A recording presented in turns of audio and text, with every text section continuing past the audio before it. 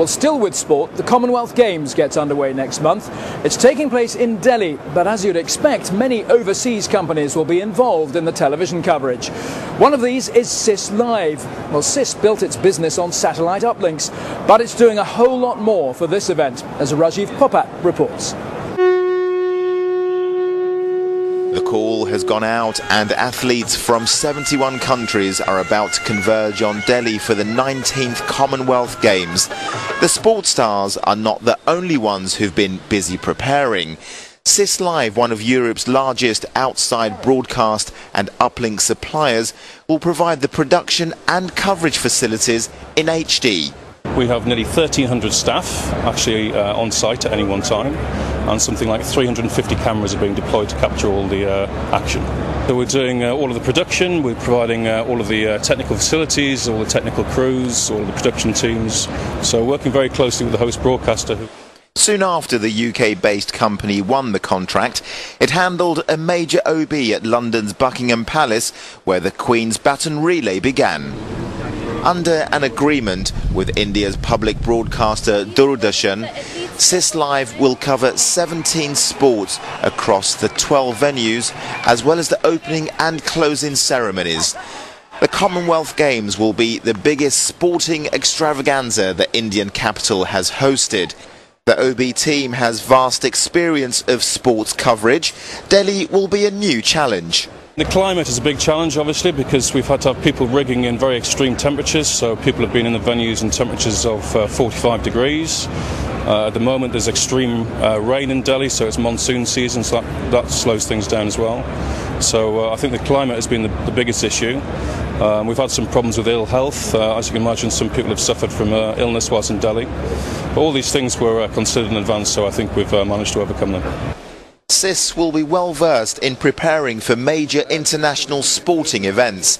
After the Delhi Games, they've got their sights set on the 2012 Olympics in London. We hope that certainly with the experience that we're now building in Delhi, this will lead to many more future events of a similar nature for us. Work on the venues is continuing, and there have been a few teething problems, but SIS Live are confident that come October the 3rd, they'll be ready for action. Rajiv Popat reporting there on the forthcoming coverage of the Commonwealth Games. It's not the biggest operation, though, by any means.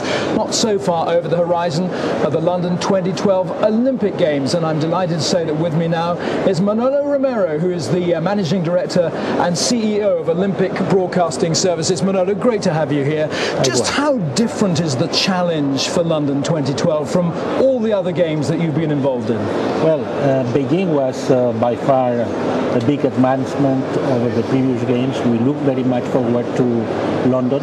London is, of course, an iconic city, and we have a lot of new technologies coming to London. It will be full high definition, surround sound, and the new media. New media is now very important in the planning for the games. I notice you haven't mentioned 3D, but I understand no broadcasters have approached you about a 3D requirement. Well, 3D, if we do something in 3D, will be very limited.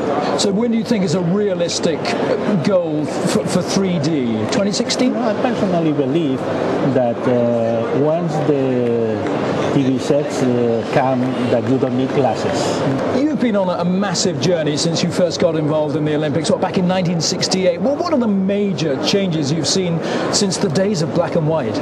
Well, you know, we saw the introduction of color, the introduction of